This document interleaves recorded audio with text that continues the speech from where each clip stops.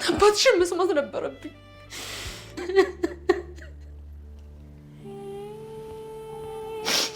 አደራ ጌታዬ፣ አደራና ማማዬ፣ አባዬ፣ ማማዬ፣ አባዬ መጡ። ምን ሆነሽ ነው? መጡ አባዬ፣ መጡ አባዬ፣ መጡ።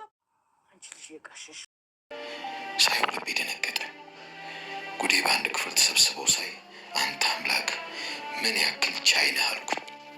ሰላም ዳጣ፣ ሰላም የወለደችው ልጅ ማርታ አንድ ክፍል ቁጭ ብለው ሲስቁ ማየት ለእኔ የገደልሽው አንቺ አይደለሽ እንዴ? ቆይ እማዬ አንቺ ምን ላይ እማዬ አንቺም እና አባዬ እኔ ላይ ደግሞ ልንገርሽ፣ ይሄ ሁሉ የራስሽ ንቀት። ተይ ወንድ ልጅ አትናቂ እያልኩሽ ንቀሽ ይኸው ቤትሽ ድረስ ሊገልሽ መጣ። እጅግ የሚያሳዝንና እጅግ ልብ የሚሰብር ጉዳይ ተፈጠረ። ጋሽ ደረጀ አንዱ ጭንቅን ሲወጡት አንዱ ሌላ መፍትሄ ሲፈልጉ ሌላ ቀበት ሌላ ፈተና ሆኖባቸዋል። አብጌል በስተመጨረሻ ሙሉ ቤተሰቡን ይዛ ገደል የሚገባበት አደገኛ ጦስ አምጥታባቸዋለች። እሱም እንግዲህ ልጁ የአርዱን ጓደኛ ህይወቱ እንዳለፈ ጋሽ ደረጀም ልጄን አሳልፌ አልሰጥም በማለት እዚያው ግቢ ውስጥ እንደቀበሩት ነው። ለእውነት የምትሟገች ለእውነት የምትቆሚ ከሆንሽ እዚህ ቤት ሳይሆን ፖሊስ ጣቢያ እንዳገኘሽ ወደ ውጭ ላኩኝ፣ ወደ ታይላንድ ሀገር ላኩኝ፣ ወይም ብር ስጡ ይገጠር ልሄድ ከምትይ አይደለም እቤታቸው ልትሄጂ ክፍሌ ለምን ገቡ፣ ለምን ቤታችን መጡ፣ ለምን አጠገብ የተቀመጡ ብለሽ ለምትጸየፊያቸው ሰዎች በችግርሽ ጊዜ መደበቂያ በጨነቀሽ ጊዜ መሸሸጊያ አይደሉም ስትል ወይዘሮ ማርታ አስጠነቀቀቻት። አቤጌል መጨረሻዋ ምንድን ነው ብላ ብላ ጨልላ ልታብድ ይሆን? የሰራችው ስራ ያመጣችው ፈተና አወክ እያለች ሀገር ስታጠፋ ሀቀኛ እያለች ስትጫወት ጉድ ያመጣችባቸው አቢጌል። የእሷ መጨረሻ ምን ይሆን? የአቶ ደረጀስ ነገር ምን ይሆን? አቶ ደረጀም እንግዲህ ወይዘሮ ማርታ አቢጌል በደረሰባት ችግር ባመጣችብን ጣጣ የሰላም እርግዝና የዳጣ ሁኔታ ነገሩን ያዛረገችው እንጂ ደብቃ ቀን እየቆጠረችልኝ ነው ሲል ከባድ ጭንቀት ውስጥ ገብቷል። ሰላም የተከበራችሁና የተወደዳችሁ ውድ ቤተሰቦቼ በያላችሁበት ሰላማችሁ ብዛ። ፕሊስ ለቤት አዲስ ሆናችሁ ደጎም አድርጉ። የተወዳጁ ዳጣ ዛሬ ማጓጊና ልብ አንጠልጣይነቱን ቀጥሏል።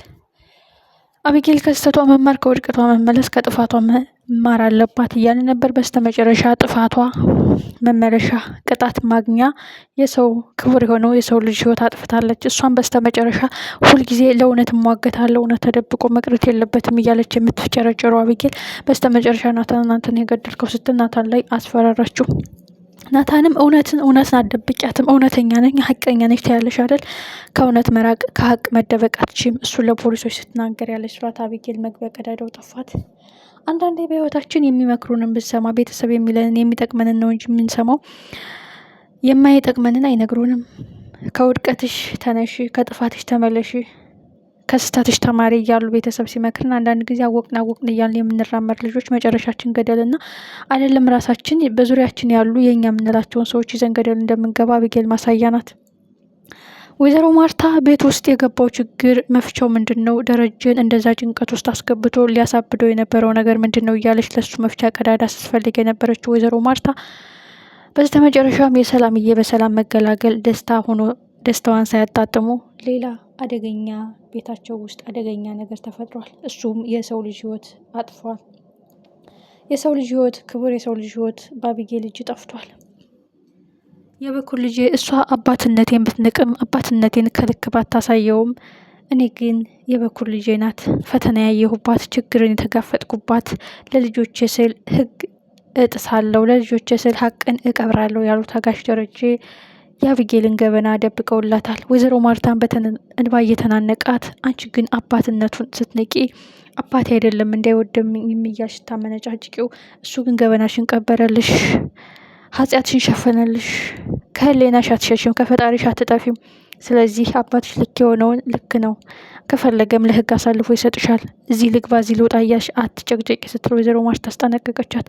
አቢጌል ግን በቁሟ የቁም ቅዠት የቁም እስር ቤት ሆኖባታል። አቢጌልን በስተመጨረሻ እኔ ራሴን ለመከላከል ነው እንጂ አውቄ አልገደልኩትም፣ ስለዚህ እያለች ራሷ ጋር መሟገት ጀምራለች። እንደዚህም ጭንቀት ውስጥ ሆና አሁንም የሰላምና የዳጣ ነገር አሁንም እየከነከናን ነው። አንዳንድ ጊዜ ሲነገረን ማንሰማ ስንመከር ማንመለስ ልጆች ስንቶቻችን ነን? በዚህ ጭንቀት ውስጥ ቤተሰቡ ሀዘን ውስጥ ተውጦ ክቡር የሰው ልጅ ግቢያቸው ውስጥ ቀብረው ልጃችን አሳልፈን ከምንሰጥ እውነት በእርግጥ ተቀብራ በስብሳት ቀርም አንድ ቀን ትወጣለች፣ ግን የጊዜ መጨመሪያ ነው ብሎ ነው እንግዲህ ይህን ውሳኔ የወሰኑት። የሚያሳዝነው ነገር ግን አቢጌል አሁንም ሰላም እዚህ ቤት መታ ልትኖር ነው እንደማየ እያለች የሰላም ነገር ይከነክናታል። ጋሽ ደረጀን በሀሳብ ጭልጥ ብለው ከተኙበት ወይዘሮ ማርታ አሁን የደረሰብን ችግር ከባድ ስለሆነ ነገርየውን ቆየትና ያዝ አድርገው ነው እንጂ ሌላ ገና ጊዜ ጠብቆ የሚወጣ ሚስጥር የሚፈነዳ እውነት አለ። በእርግጥ የሰላምን ወንድ ልጅ ስማጽነው ስለምን የነበረው ፈጣሪ አልነሳኝም፣ በሌላ በኩል ቢሆን ወንድ ልጅ ሰጥቶኛል፣ ግን በዚህ በሌላ በኩል ባይሆን መልካም ነው። ከውዷ ባለቤቴ ከተከበረችው ከታመነችው ባለቤቴ ከማርትዬ ቢሆን እጅግ ደስ ይለኝ ነበረ። ፈጣሪ ሆይ የለመኑህን ማትረሳ የጠየቁህን ማዘነጋ ደግ አባት አንተ ነህ። እንደ በደላችን ሳይሆን እንደ ቸርነትህ አንተ ትተን መች ታውቅና እያሉ ፈጣሪያቸውን እጅግ በሚያሳዝን ሁኔታ የፈጣሪያቸውን ድንቅ ስራ እያሳዩ ነበረ። እንግዲህ ሁሉ ኃጢአቴና ይህ በደሌን ተሸክሜም አቢጌል ይህ ኃጢአቷን ልትገስጣት ይሁን ልታስተምራት ይሆናል። ፈጣሪ ይህን ነገር አምጥተሃል በቤታችን ላይ ለበጎ አድርግልን እንድናልፈው እርዳን። ግን የእሷ ችግር እንደዚህ መፈጠሩ የኔ ችግር ደግሞ ትንሽ እፎይ እንድል አድርጎኛል። ግን የበለጠ ችግር ነው የገጠመኝ ብሎ ሀቅ መፈንዳቱ አይቀርም። ለጊዜው ቢሆንም የኔ ችግር ትንሽ ገለል ብሏል። ግን ማርታ ቀን እየጠበቀችና ጊዜ ቀጠሮ ስትሆኑ እንጂ አንድ ቀን መነሳቷና አንድ ቀን መፈንዳቷ የማይቀር ጉዳይ ነው ይላል። በስተ መጨረሻም አቢጌል ውጭ ላይ ቁጭ ብላ መቃብሩ ላይ ቆማ ዘወር ስትል ልጁ አጠገቧ ቆሞባታል። እሷም በእርግጋ እጅግ በሚደነግጥ በተደነባበረ ስሜት እየሮጠች ወደ ቤት ትገባለች። አሁንም ሶፋ ላይ ልጁ ይታያታል። አሁንም ትጮኻለች። ወይዘሮ ማርታ ይህ ሁሉ የክፋትሽ ውጤት ነው፣ የዘራሽው ነው እያጨርሽ ያለሽው፣ እያንዳንዱ ስራሽ እየሰራሻቸው ስራሽ ነው እያስከፈለሽ ያለው ይላታል ትላታለች። በረንዳ ላይ ቁጭ ብላ አሁን ወዴት ሊሄድ ራሴን ስከላከልና እኔ ሊገለይ ሲል ራሴን ተከላክዬ ባረኩት ነገር ነው ልጁ ህይወቱ ያለፈው። ስለዚህ ህግም እኮ ራስሽን ተከላከልሽ እንጂ ገደልሽ አይለኝም እያለች ይህ ነገር ግን መደበቅ አለበት ብላ ግን ጋሽ ደረጀ እንዳለው የሌላ ሰው ኃጢአት፣ የሌላ ሰው በደል፣ የሌላ ሰው ሚስጥር መፈልፈልና ሀቅ መውጣት አለበት ትያለሽ። ያንቺ እውነታ ግን ያንቺ ሀቅ ግን ያንቺ ወንጀል ግን እንዲቀበር ትፈልጊያለሽ። ለእውነት ቋሚ ለሀቅ ተሟጋች ከሆንሽ እዚህ ሳይሆን ህግ ፊት ፖሊስ ጣቢያ እንዳገኝሽ ብሎ አስጠንቅቋታል። አቢጌልም ልክ እንዳልሆነና አባዬ እጅሽን ለህግ ስጪ ይለኛል እያለች ነው። አሁን ጋሽ ደረጀ የእውነት በዚህ ሁኔታቸው እስከምን ድረስ ይጸናሉ? እጅግ የሚያሳዝነው ነገር አሁን አቢጌል የፖሊስ ድምጽ በሰማች ቁጥር የአምቡላንስ ድምጽ በሰማች ቁጥር መግቢያ ቀዳዳው ጠፍቷታል። መጨረሻውስ ምን ይሆን? የማይፈታ ቋጠሮ። እጅግ የሚያሳዝነው ደግነቱ ዳጣ እዛ ቤት አለመኖሯ ነው እንጂ በናታን እንደዛ የለጠፈች ስበቡን በዳጣማ አንቺ ነሽ የገደልሽው አንቺ ነሽ ያረግሽው ብላ ሁሉንም እሷ ላይ ማሳበቧ የማይቀር ጉዳይ ነው። ወይዘሮ ማርታ ግን እንዳለችው ቪዲዮ የሚቀርጽና ካሜራ ስለነበረ እያንዳንዷ ድርጊቷን ያሳያል። አንዳንድ ጊዜ የዘራነውን ነገር ነው የምናጭደው። መልካም የዘራ መልካም ፍሬ ይሰበስባል። ሰው በዘራው ልክ ነው የሚመለስለት። አቢጌልም ለእያንዳንዷ ስራዋ ዋጋ እየከፈለች ነው። መጨረሻው ምን ይሆን? ሜቢ መጨረሻው መጨለል ነው። አርዱንም ጓደኛዬን ምን ዋጠው ምን በላው? አሁን የት ብዬ ልፈልገው? እዛ ቤት ምን አድርገውን ነው? የእውነት ምን ሆኖ ነው? የእውነት ጓደኛዬ ሞቶ ነው ወይ? ምን ነው ቢቀርብኝ እያለ እየተጸጸተ ነው። መጨረሻ ላይ ግን እዛ ቤት መግባቱ የማይቀር ጉዳይ ነው።